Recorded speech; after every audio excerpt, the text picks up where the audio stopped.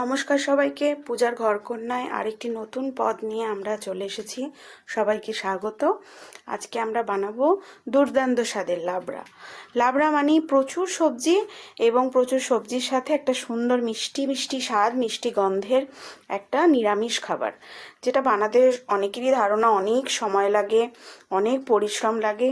তো আজকে আমি চটজলদি একদম খুব অল্প সময়ে খুব যা বাড়ির উপকরণ আছে সব কিছু নিয়ে আমরা লাবড়া বানানোর জন্য হাজির হয়েছি।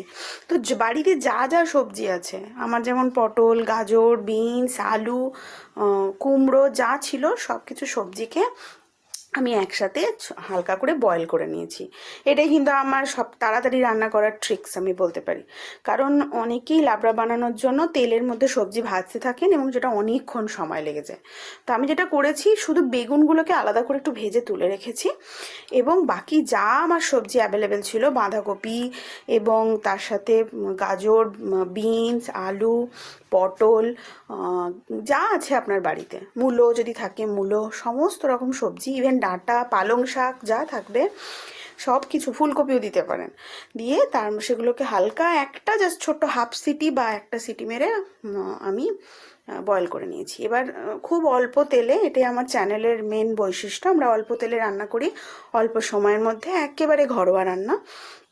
তো আমরা খুব অল্প তেলের মধ্যে, দেখতেই পাচ্ছেন, দুটি তেজপাতা দিয়েছি, একটি শুকনো লঙ্কা দিয়েছি, আর একেবারে গরম মশলা বলতে যেগুলো বোঝায়, 4টি এলাচ ফাটিয়ে, 2টি দারচিনি, 5-6টি লবঙ্গ এবং সাথে 1 চিমটা একটু 5 ফোড়ন, সেগুলো দিয়ে সুন্দর করে তেলেই, অল্প তেলের মধ্যেই ব্যাপারটাকে খুব সুন্দর করে ভেজে নিলাম। এবার যখনই ওই একটা সুন্দর গন্ধ বেরোবে, আমরা অল্প একটু আদা দিলাম, একদম কাঁচা আদা বাটা। তো সেই আদাটা তেলের মধ্যে ছড়িয়ে দিলাম এবং আদা দেওয়ার পর বেশিক্ষণ একেবারেই রাখবো না, কারণ আদা বেশিক্ষণ তেলের মধ্যে রাখা উচিত না। আর এটাতে একেবারেই জল ছাড়া রান্না করবো বলে, অন্যান্য সময় যেমন আমরা আলাদাভাবে মশলাটা বানিয়ে রাখি জল দিয়ে গুলে, এটাতে জল দেবো না বলে একেবারেই তেলের ওপরই অল্প হলুদ গুঁড়ো এবং অল্প জিরে গুঁড়ো, একেবারে হাফ চামচ মতো, এগুলো দিয়ে দিলাম তেলের মধ্যে। ভালো ভালো ভালো করে একটুখানি ওগুলো তেলের মধ্যে মিশে গেলে আমার সেদ্ধ করে রাখা সমস্ত সবজি এর মধ্যে ঢেলে দিলাম।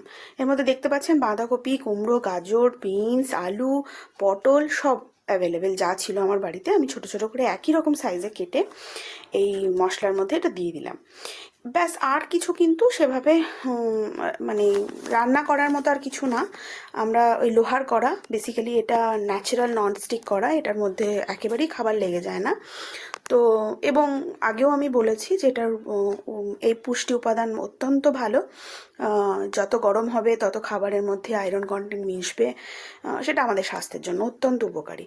তো বেসিক্যালি এই মশলার মধ্যে আমরা সুন্দর করে জাস্ট নাড়াতে থাকবো, বারবার বারবার, মানে জাস্ট স্টিয়ারিং, আর কিচ্ছু না, নাড়াবো এবং বারবার ঢাকা চাপা দেবো।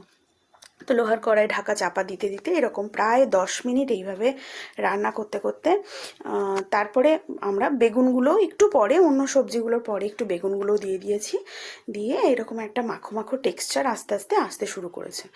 তো এরপর আমরা লবণ এর আগে কখনো দিইনি, তো সেই জন্য এই পর্যায়ে আমরা আস্তে আস্তে লবণ এবং চিনি, যে যতটা মিষ্টি খান, অনেকে একটু কম মিষ্টি খান, অনেকে একটু বেশি মিষ্টি খান, সেই মিষ্টি লবণ সবটুকুনি এর মধ্যে দিয়ে আমরা ব্যাস নাড়াতে থাকবো, বারবার নাড়াবো এবং নাড়িয়ে নাড়িয়ে শেষ অবধি দেখুন এরকম একটা মাখো মাখো টেক্সচার এসে হাজির হয়েছে। এবং প্রয়োজন মাফিক আপনারা একটু টেস্ট করে নিতে পারেন এই সময় লবণ এবং চিনির রেশিও, যার যেরকম মুখের স্বাদ। তো বাড়িতে ভোগ রান্না, নিরামিষ যে কোনো দিন, তা খিচুড়ির সাথে, লুচির সাথে, পরোটার সাথে, সবার সাথে এই পদ মারাত্মক ভালো যায়। এবং লাবড়া সম্পর্কে যাদের একটা আতঙ্ক আছে যে এটা প্রচণ্ড পরিশ্রমের কাজ, প্রচণ্ড কষ্টের কাজ, অনেকক্ষণ সময় লাগে, তাদের জন্য বলবো এইভাবে বানিয়ে দেখতে পারেন। অত্যন্ত কম সময় অত্যন্ত সুস্বাদু একটা খাবার, সবাই আপনার প্রশংসা করবে। সাথে একটু ঘি, অবশ্যই এটা ম্যান্ডেটরি, ঘিটা না দিলেই নয়। ঘিটা শেষে যদি দিয়ে দেন তাহলে অন্যরকম মাত্রা চলে আসে। ওই যে প্রচণ্ড তেলের মধ্যে প্রচুর ভেজে ভেজে রান্নার যে স্বাদ, বেসিক্যালি তার থেকে খুব বেশি আলাদা হয় না। আপনাকে খেয়াল রাখতে হবে, দেখতেই পাচ্ছেন কড়ার মধ্যে হালকা হালকা জল ফুটে আসছে, ওই ফোটা জলটা যতক্ষণ থাকবে ততক্ষণ আপনাকে হালকা আঁচে এটাকে ভাজা করতে হবে। তো একেবারে শেষ পর্যায়ে এসে গেছি। আমাদের ভাজা মশলা, যেটা আমি অবশ্যই শেয়ার করব আপনাদের সঙ্গে তার রেসিপি, এই ভাজা মশলা ওর মধ্যে দিয়ে দিলাম এবং ঘি, প্রয়োজন মাফিক লবণ, চিনি, যার যতটা মনে হবে সেগুলো একসাথে দিয়ে ভালো করে নাড়িয়ে ঘিয়ের একটা ভুরভুর করে গন্ধ বেরোবে। এই পর্যায়ে আমাদের রান্না কিন্তু একেবারেই কমপ্লিট। রান্না হয়ে যাবার পর যাতে সমস্ত মশলা ভেতরে ঢুকে যায় সেজন্য আমরা কিছুক্ষণের জন্য 5 মিনিটের জন্য একটু ঢাকা দিয়ে রাখবো, তারপরে কিন্তু খুলে দেবো, কারণ আমরা যেহেতু অল্প তেলে রান্না করেছি, নাহলে জল কেটে যেতে পারে। তো দুর্দান্ত স্বাদের লাবড়া একেবারে রেডি। সবাই বানিয়ে অবশ্যই জানাবেন কেমন লাগলো। ধন্যবাদ।